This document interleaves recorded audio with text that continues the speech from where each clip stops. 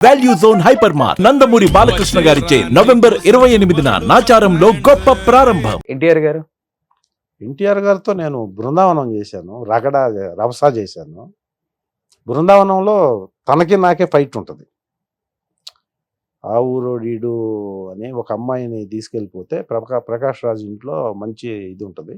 అస్సలు ఈ జూనియర్ ఎన్టీఆర్ గురించి చెప్పాలంటే రవసలో ఫైట్ ఉంటుంది.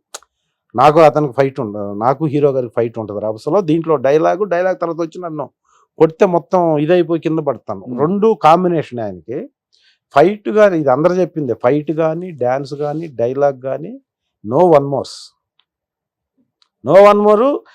కెమెరా దగ్గరకు వస్తున్నప్పుడు కెమెరా అవుట్ ఫోకస్ కూడా డైలాగ్ చెప్తూ అవుట్ ఫోకస్ అయింది వన్ మోర్ అని కూడా చెప్పగలిగినంత నాలెడ్జ్ ఉన్న హీరో. ఓకే, అస్సలు అలా చూస్తూ ఉంటాం ఆయన చేస్తుంటే. జూనియర్ ఎన్టీఆర్ గారు ఏది చేస్తున్నా మనం అలా ఉన్నామంటే లిటరల్గా అన్నీ మర్చిపోయి చూస్తుంటాం. అంత ఆయనకి అది గాడ్ గిఫ్ట్. జోయల్గా ఉంటారా సెట్లు అందరితో? జోయల్ అంటే కొంచెం రిజర్వ్డ్గా ఉంటాడు. తన పని వచ్చిందంటే మాత్రం ఫట్లాడిస్తాడు. అసలు ఎక్కడ ఇంత ఎనర్జీ, ఎక్కడ ఏది ప్రిపరేషన్ ఉండదు మళ్ళీ నాకు తెలిసినంత వరకు. ఓకే, డాన్స్ అయినా ఫైట్ అయినా డైలాగ్ అయినా on the spot. The one and only S NTR. అస్సలు అది గాడ్ గిఫ్ట్ అంతే. సూపర్. అల్లు అర్జున్ గారు ఇప్పుడు పుష్ప 2 జరుగుతుంది. ఎలా ఉండబోతుంది? అందరూ భారీ ఎక్స్పెక్టేషన్స్ పెట్టుకున్నారు, పుష్ప 1 కన్నా మించి ఉంటుంది అని. అదే మించుంది. ఇంక మించి అంటే ఏమిటో అర్థం కావట్లేదు మాకు. లేదు, ఉంటది. నేషనల్ భారతదేశానికి టచ్ అవుద్ది సినిమా. ఏమీ చెప్పకూడదు, ఏమీ తెలియదు కూడా, తెలిసినా కూడా ఏం చెప్పకూడదు కాబట్టి. ఎందుకంటే జస్ట్ ఒక 10 days 15 days ఉంది అంతే రిలీజ్ కి. సో మంచి క్యారెక్టర్ చేశారా? నేనా? ఓకే, రావు రమేష్ గారి పక్కన ఉంటది ఒక ముస్లిం గెటప్ లో క్యారెక్టర్. థర్డ్ పార్ట్ కూడా ఉంది, థర్డ్ పార్ట్ కి వెళ్తుంది కాబట్టి కదా. పుష్ప 3 కూడా ఉందా? ఉందా అని అంటున్నారు. కంక్లూడ్ చేయట్లేదు, అందుకే గడ్డం తీయట్లేదు ఆయన. అది ఎప్పుడు చేస్తారో తెలియదు కానీ ఇప్పుడు ఉన్న టాక్ అది. సో డెఫినెట్ గా సినిమా తెలుగు ఇండస్ట్రీ క్రేజ్ ని ఇంకొక లెవెల్కి, ఇంకొక స్టెప్ తీసుకెళ్లే సినిమా అవ్వాలని కోరుకుంటున్నాం అందరం, మీరైనా నేనైనా. సో బన్నీని ఆ గెటప్ లో చూసినప్పుడు ఏమనిపించింది? పుష్ప 1 చూసినప్పుడు ఆబ్వియస్లీ ఓకే, అది బన్నీ తప్పితే వేరే వాళ్ళని ఊహించుకోలేం ఆ క్యారెక్టర్ కి. బన్నీకే యాప్ట్ అయిపోయింది పుష్పరాజ్ రోల్. పుష్ప 2లో మీరు సెట్ లో చూసారు కాబట్టి, సో పుష్ప 1 యాక్టింగ్ వేరే లెవెల్, పుష్ప 2 యాక్టింగ్ అంటే సీన్స్ కావచ్చు, అసలు మైన్యూట్ థింగ్స్ కూడా, మైన్యూట్ గా చిన్న వీటిని కూడా చాలా పట్టుకొని చాలా డైలాగ్ చెప్పే దాంట్లో అంత కేరింగ్ నేను ఏ సినిమాకి చూడలా. నేను చేసే సినిమాల్లో చాలా కేరింగ్ గా చేస్తున్నారు సినిమాని. ఓకే, మైన్యూట్ థింగ్స్ ను కూడా ఎలివేట్ చేయడం కోసం పడే తపన చిన్న అవసరం లేదు అనిపిస్తుంది మనకి, కానీ ఆ కెమెరాలో దాన్ని పట్టుకొని దానికోసం గంటలు ఆ చిన్న ఏదో రావాలి అనే దానికోసం పడుతున్న తపన చూస్తే డెఫినెట్గా ఈ సినిమా ఒక రేంజ్. అసలు ఈ సినిమే ఉండాలి దేశంలో అన్న ఫీలింగ్ వస్తుంది మాకు. అంతే, అంత కష్టం చూస్తున్నాం మేము సెట్లో. సో అన్ని సినిమాల రికార్డులని తిప్పి కొట్టి తెలుగు ఇండస్ట్రీని ఇంకొక స్టెప్ పైన తీసుకెళ్లి కూర్చోబెడితే మన హీరోలందరికీ, మన ఇండస్ట్రీ క్రెడిబిలిటీ అది అలా రావాలి. అలా వచ్చేదానికి అవకాశం ఉన్నంత కష్టం పడుతున్నారు అందరూ. రావాలనే కోరుకుంటున్నాం. ఎందుకంటే అల్లు అర్జున్ గారి డెడికేషన్ అందరికి తెలిసిన విషయమే కాబట్టి, ఆయన ఎంత కష్టపడతారో ఇంకా చెప్పాల్సిన అవసరం లేదు. సో పుష్ప 2 గురించి అందరూ అలానే వెయిట్ చేస్తున్నారు. మన తెలుగు వాళ్ళే కాదు, మొత్తం దేశం అంతా, దేశం కూడా కాదు, ప్రపంచం మొత్తం. సూపర్. బట్ రామ్ చరణ్ గారితో అంటే ఏమని చెప్తారు? రామ్ చరణ్ గారితో నేను ఎవడు అని ఒక సినిమా చేశాను. రెండో సినిమా ఇప్పుడు రాబోయే సినిమా చేస్తే చెయ్యాలి. ఆయన కూడా టూ డెడికేటెడ్ పర్సన్. తక్కువ మాట్లాడతాడు, ఎవరితో ఎంతవరకు మాట్లాడాలి అంతవరకే మాట్లాడతాడు.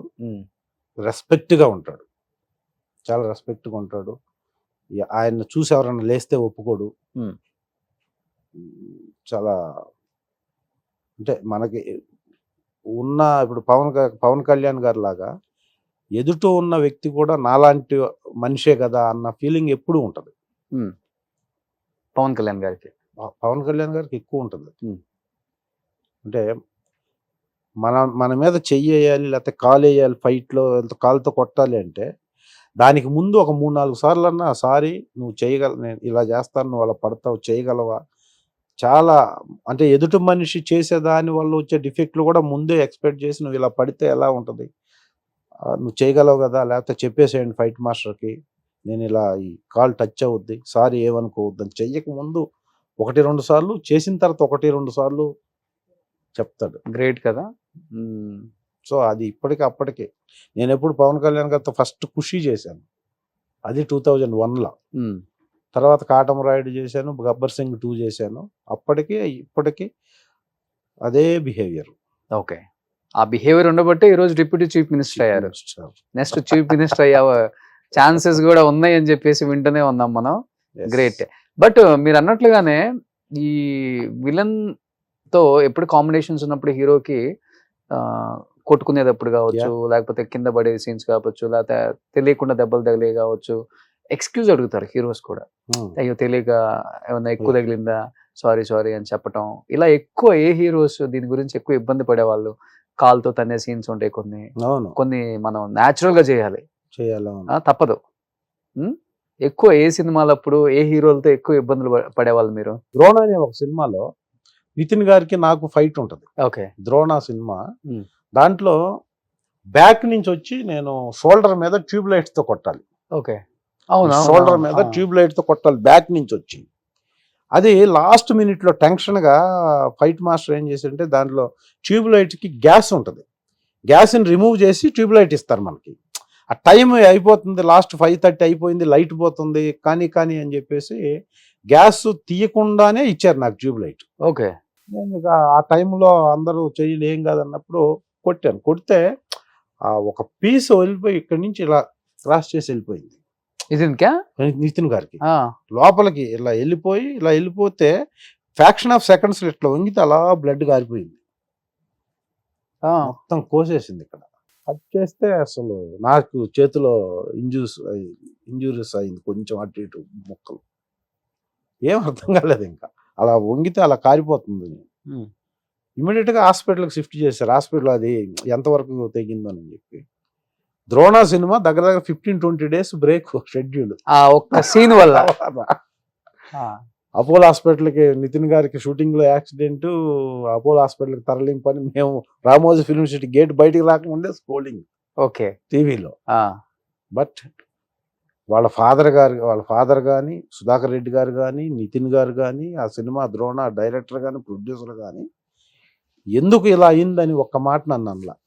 ఎందుకంటే ఫైట్ మాస్టర్ అన్నారు, గ్యాస్ తీయకుండా ఇస్తే ఎవరు తప్పదు, ఎవరికి తెలియదు ఎటు నుంచి వెళ్తుందో.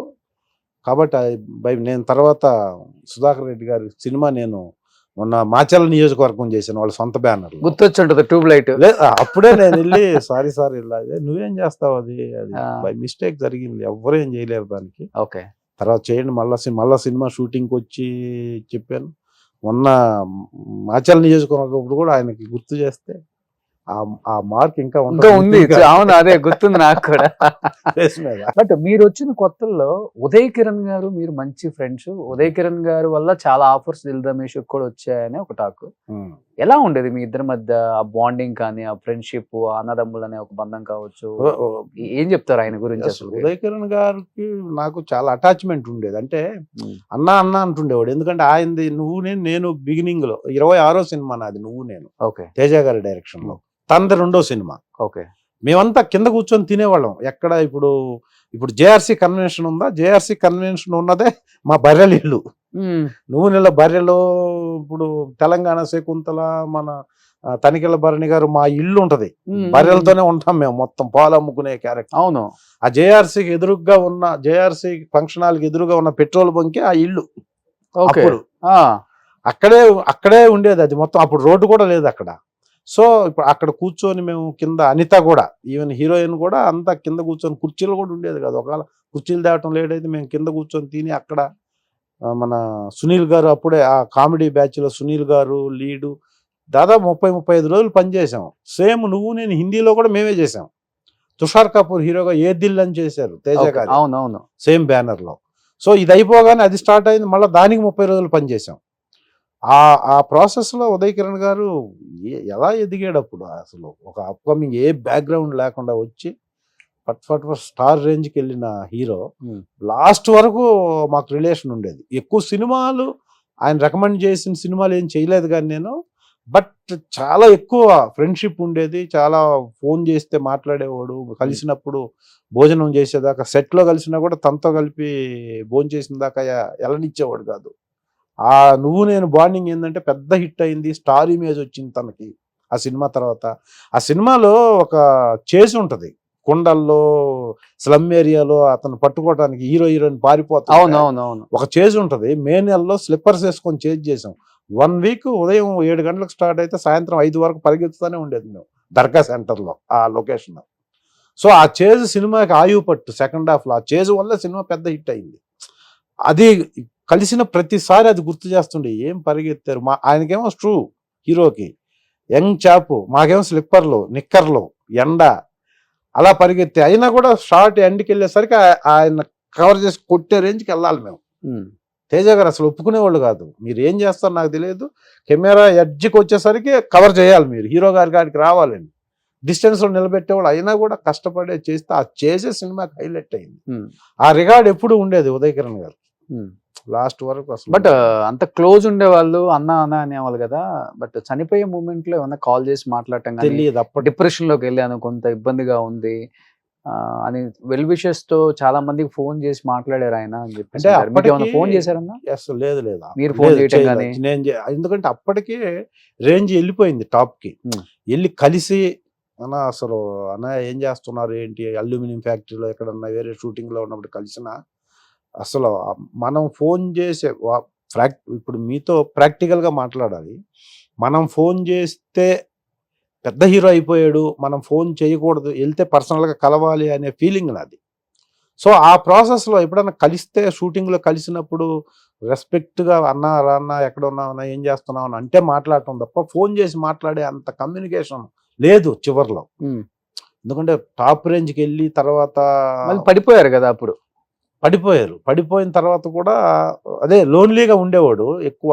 ఈ వాళ్ళ కొలీగ్స్, వాళ్ళ సర్కిల్లో ఉన్నోళ్ళు చెప్తుంటే వినటం. సో మళ్ళీ వస్తాయి, మళ్ళీ సినిమాలు వస్తాయి, మళ్ళీ బ్రహ్మాండంగా ఒక హిట్ పడితే బ్రహ్మాండంగా మళ్ళీ ఆ పొజిషన్ వస్తుంది అనుకుంటుండేవాళ్ళం. సూసైడ్ చేసుకుంటారు అనుకున్నారు మీరు? అసలు నాకు ఉదయ్ కిరణ్ గారు, శ్రీహరి గారు ఇప్పటికి అనుకున్నా కూడా నా మిరాకిల్ డెత్స్ అవి రెండు.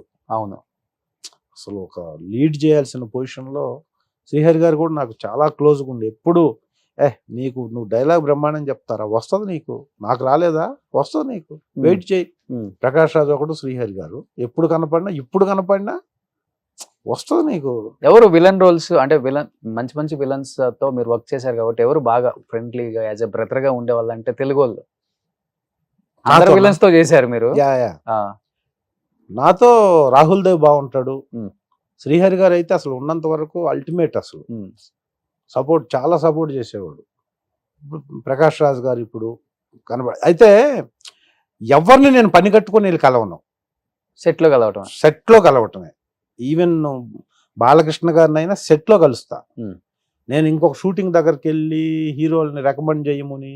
ఇప్పుడు ఎందుకంటే నేను మీకు తెలుసు గోపీచంద్తో సినిమాలు చేశాను. గోపీచంద్ గారితో లక్ష్యం, లౌక్యం చేశా. లక్ష్యము, లౌక్యము 2 సినిమాలు మంచి క్యారెక్టర్లు చేశాను. బాలకృష్ణ గారితో 4 సినిమాలు చేశాను. Lakshmi Narasimha, Simha, Legend, Akhanda 3 blockbusters. But పోయి వాళ్ళకి లొకేషన్లోకి పోతే రెస్పెక్ట్ చేస్తారు, హీరో డైరెక్టర్లకు చెప్తారు కూడా.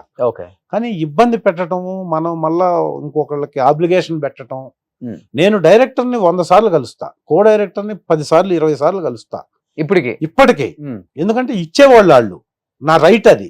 యాజ్ అన్ యాక్టర్ నేను డైరెక్టర్ని ఎన్నిసార్లు అయినా కలవచ్చు, వాళ్ళు తిట్టినా కలవచ్చు, కానీ హీరోలను కలవకూడదు. ఎందుకంటే హీరోలు అందుకు లేరు అక్కడ.